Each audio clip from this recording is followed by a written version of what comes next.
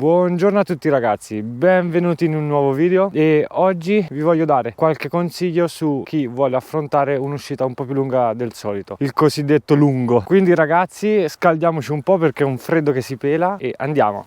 Cioè questa è la situazione attuale, 0 gradi, forse è andata anche sotto. Cioè mi si è ghiacciata la mandibola e non riesco neanche a parlare quasi. Si sta aprendo tutto, ma chi se lo sarebbe mai aspettato? Meraviglioso, comincia a essere già più caldo. Ora a breve si cava l'antivento e si comincia a salire. Cioè tolto il kiwi, è iniziato a salire, il tempo è cambiato completamente.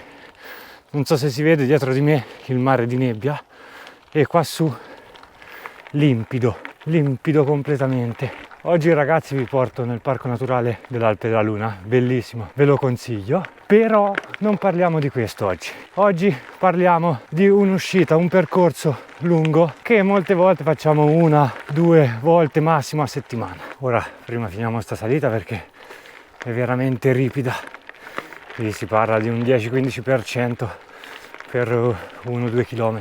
Partiamo con il dire che un percorso lungo non significa fare 100 o più chilometri, ma va in base al livello che ha il ciclista. Quindi ragazzi, non vi preoccupate se valutate che per voi un percorso lungo può essere anche 40-50 km, perché viene da sé pensare che se una persona va 2 volte a settimana con una media di 20-30 km in bicicletta, per quella persona un percorso lungo, un giro più lungo può essere anche 40-50 km. Questo ci tenevo molto a dirlo perché sta passando l'idea che un percorso lungo, un'uscita lunga è sopra i 100 km. Assolutamente no, va in base al livello ragazzi, ricordatevelo sempre. Se fate un'uscita di 100 km e siete poco allenati, non tornate a casa e dovete farveli a prendere molto probabilmente. Di conseguenza è tutto controproducente e vi passa la voglia di andare in bici, cosa che non vogliamo perché deve essere un divertimento. Quindi dopo che avete fatto una valutazione reale di quale può essere il vostro allenamento, decidete un giro che riuscite a riportarlo a casa. Come dico sempre, deve essere un divertimento andare in bici. Per me, so al 5° chilometro e per me già è lungo, potrei già andare a casa. Però non ci arrendiamo. Dai che siamo già dentro nel cuore del parco naturale dell'Alpe della Luna. Guardate che spettacolo la spinella. Punto molto panoramico che ora vi faccio vedere. Ancora penso a quando sono partito che faceva 0 gradi e adesso senza guanti, senza antivento si sta bene e so più o meno a 1000 metri di dislivello. Veramente buffo. Ci tengo a specificare ragazzi che io non sono un preparatore atletico, quindi tutto quello che vi dico non prendetelo alla lettera perché sono consigli che vi do che su di me hanno funzionato bene, però non prendete tutta la lettera. Logicamente ogni fisico è diverso, ogni atleta è diverso e per fare una cosa fatta bene andare da uno specialista sicuramente vi aiuta molto più di quel che posso fare io. Da questo punto strapanoramico, guardate che spettacolo che è questo posto, vi racconto un'altra cosa che a me ha aiutato molto. Cioè, ma com'è? Ragazzi, ve lo consiglio veramente venire nel Parco Naturale dell'Alpe della Luna perché è veramente sorprendente. Cioè, quello che vi raccontavo prima, cioè guardate che mare di nebbia alle mie spalle, guardate che cielo sereno che c'è sopra. Cioè, sono partito con 0 gradi e qui penso ce ne sarà 10 perché si sta veramente bene. Comunque, un'altra cosa che a me ha aiutato molto nei giri lunghi è, ragazzi, mangiare e bere, cioè entrambe le cose sono importantissime, cioè non date priorità a bere o a mangiare perché tutte e due sono importanti.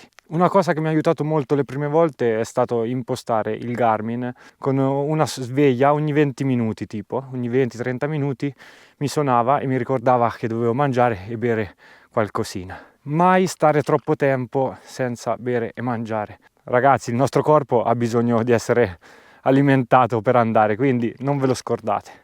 Anche perché ragazzi, più avete energie, più avete le forze per arrivare su posti del genere e divertirvi. L'altro consiglio che mi sento di darvi è di non tenere un ritmo troppo elevato. Tenete una pedalata costante e delle due è meglio che andate più piano che essere indecisi. Ale, guardate, piano della capanna e via. Continuiamo. Questa strada ragazzi porta al valico di Via Maggio, dove da lì potete veramente prendere un sacco di percorsi.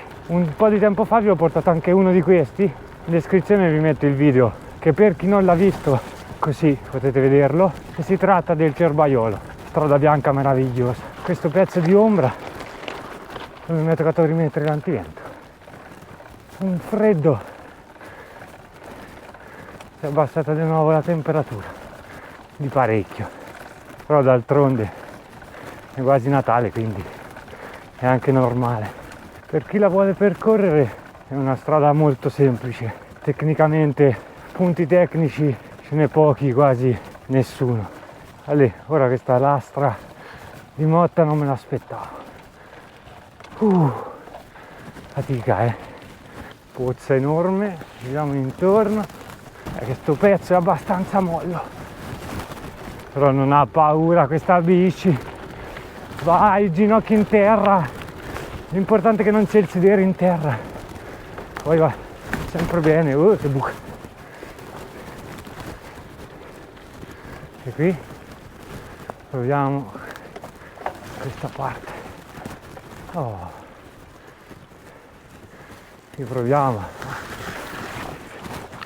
E là è anche ghiacciato però si capisce perché è così freddo in questa parte. Guardate com'è questo pezzo,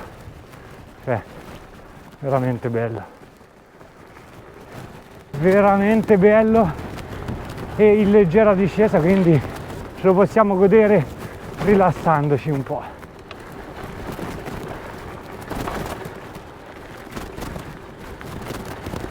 Guardate che meraviglia, cioè qui vale la pena rallentare, ma che spettacolo è.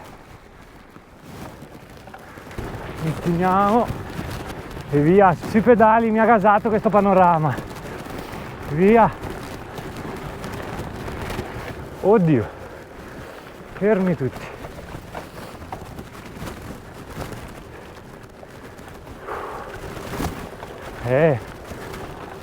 Guarda, sono quasi contento che è un po' ghiacciato, perché sennò qui avrei trovato una lastra di Motta. Da quanto è freddo è tutto completamente ghiacciato. Guardate.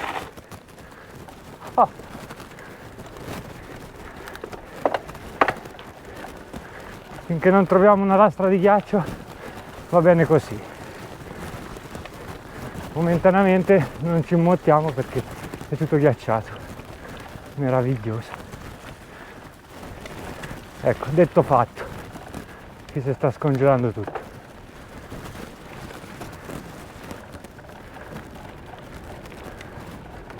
Di nuovo strapanoramico, ghiacciato barra mollo, non è proprio ghiacciato, cioè è quel tipo di terreno che non so mai cosa aspettarmi, perché qualche punto ghiacciato, qualche punto mollo, cioè anche nel ghiaccio va la gravel. Ma cosa si vuole più da questa bici? Ora ragazzi, prima nevicata facciamo un'uscita in gravel per vedere come si comporta nella neve. Ora vi chiedo ragazzi di scrivere nei commenti due cose. La prima, se siete interessati di vedere come si comporta la gravel nella neve, e la seconda, se vi piace questo tipo di percorso e volete vederne di altri qui in Toscana. Ora qui abbiamo un pezzettino leggermente tecnico, ma sempre su una via larga, sono solo venuti fuori 2 o 3 lastroni, quindi basterebbe stare sopra e scendere giù piano.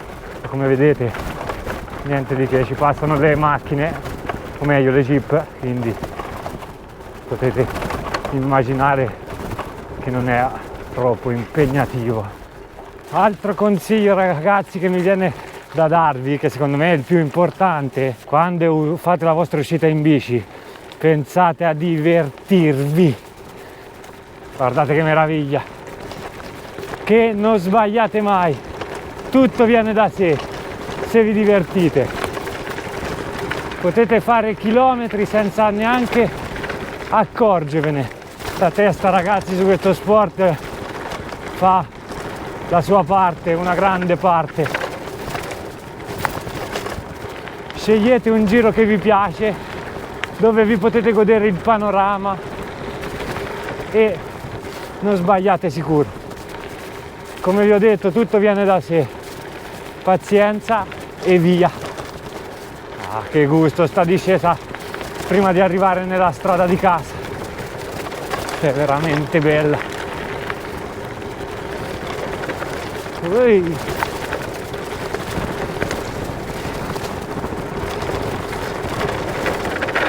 Sono ritornato bambino. Cioè, devo guardare in terra, ma mi verrebbe da guardare il panorama. Godetivelo voi, che io penso a guardare la strada.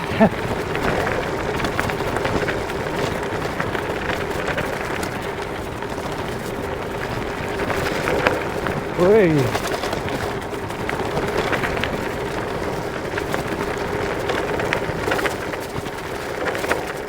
Ci siamo.